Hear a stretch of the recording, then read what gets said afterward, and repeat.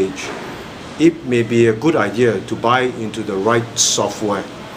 And when we talk about software here, or thoughtware, you are referring with the attitude, a way of seeing the world that allows you to make sense of facts and figures to allow you to make an informed decision. Because if you think about it, that is something that is much higher than knowledge. Knowledge is just information, but this is something that allows you to gainfully make sense of information.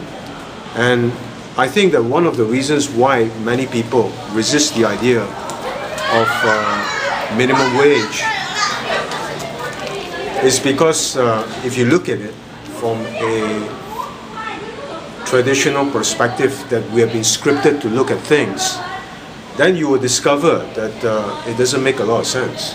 And one reason why it does not make sense is because our scripting, and when I say our scripting, I'm referring to the way we see the world, and that could be a form of programming that we acquired during education or subconsciously bought into through parenting or by just mixing around our friends, is that we are scripted to only see the world in a very narrow and closeted way.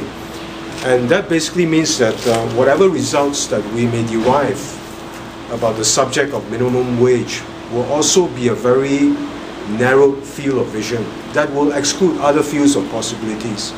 Now, that is conceivable, and I want you to be open-minded about that idea. But don't be so open-minded that your brains are spilling out now. But I want you to be open-minded about it, that you may not necessarily have the objectivity to actually approach the whole idea of minimum wage.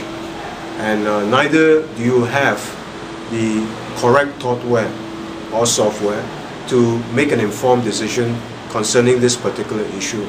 Because so much of your programming is designed in such a way whereby you can only perceive organizational and personal success in a very narrow and closeted manner.